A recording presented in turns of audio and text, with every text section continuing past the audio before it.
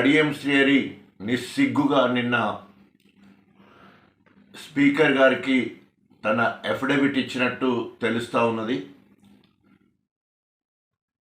ఇన్ని రోజులు మనం అనుకున్నట్టే ఎక్కడుండాలో గక్కడే ఉన్నా అని చెప్పిన కడియం శ్రీహరి చరిత్రహీనుల లెక్క నేను బీఆర్ఎస్ పార్టీకి రాజీనామా చేయలేదు, కాంగ్రెస్ పార్టీ సభ్యత్వం తీసుకోలేదని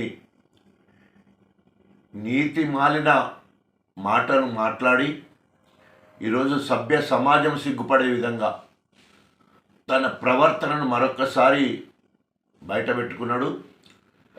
గణపురం నియోజకవర్గ ప్రజలకు నువ్వు ఏ ముఖం చూయించుకుంటావు?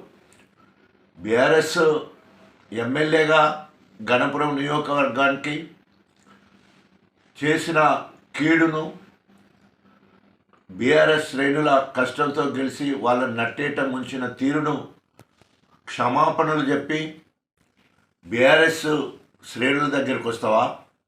లేదా నమ్మి నానబోస్తే పుచ్చి బుర్రలైనట్టు గత సంవత్సరం కాలం నుండి నేను కాంగ్రెస్ అభివృద్ధి కోసం పోయినని చెప్పేసి వారందరికీ మాయమాటలు చెప్పి మరి నీవు చేసిన అనేక అబద్ధాలను నిజం చేసేటట్టు కాంగ్రెస్ కార్యకర్తల నాయకుల దగ్గరికి వెళ్తావా? ఏ ముఖం పెట్టుకొని వస్తావు కడియం శ్రీహరి? నువ్వు చేసిన ఈ రాజకీయ వ్యభిచారాన్ని ఏ రకంగా ప్రజలకు తెలియజేస్తావు? నిస్సిగ్గుగా ఇప్పటికే అసెంబ్లీ సాక్షిగా స్పీకర్ గడ్డం ప్రసాద్ కుమార్ గారు రాజ్యాంగాన్ని కూని చేయడం జరిగింది, ప్రజాస్వామ్యాన్ని అపహాస్యం చేయడం జరిగింది. మరి రాహుల్ గాంధీ తన తండ్రి రాజీవ్ గాంధీ తీసుకొచ్చిన చట్టానికే తూట్లు పొడిసే విధంగా ఈరోజు కాంగ్రెస్ పార్టీ ప్రసాద్ కుమార్ గారు మరి పట్టబగలు ప్రజాస్వామ్యాన్ని కూని చేయడం జరిగింది. కనీసము కడియం శ్రీహరి అనే వ్యక్తి పార్లమెంటు సీటు కోసము ఏఐసిసి అందరి సమక్షంలో నేను కాంగ్రెస్ పార్టీలో చేరానని చెప్పాడు. అదేవిధంగా పెద్దపెండ్యాల్లో నేను సంవత్సరం కిందనే కాంగ్రెస్ పార్టీలో చేరిందని చెప్పేసి అనేక సందర్భాలలో చెప్పడం జరిగింది. గత సంవత్సరంన్నర కాలం నుండి కాంగ్రెస్ మెప్పు పొందడానికి, రాహుల్ గాంధీ మెప్పు పొందడానికి, రేవంత్ రెడ్డి మెప్పు పొందడానికి అనేక రకాలుగా బీఆర్ఎస్ పార్టీ అధినాయకత్వాన్ని కేసీఆర్, కేటీఆర్, హరీష్ రావును విపరీతంగా విమర్శించడం జరిగింది.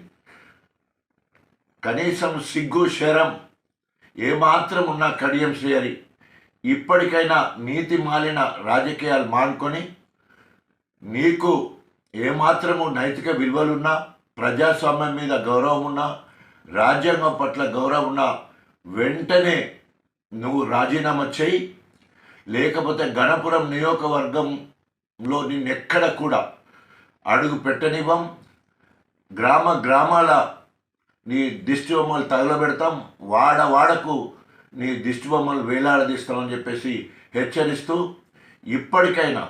ఇప్పటికైనా కూడా 74 ఏళ్ళ వయసులో మరి నువ్వు చేసే ఈ దుశ్చర్యలకు తప్పకుండా ప్రజలు నీకు గుణపాఠం చెప్తారని చెప్పేసి హెచ్చరిస్తూ వెంటనే నువ్వు రాజీనామా చేయాలని డిమాండ్ చేస్తాను. కడియం శ్రీహరి నీ బతుకు జడ పోయే కాలం వచ్చింది.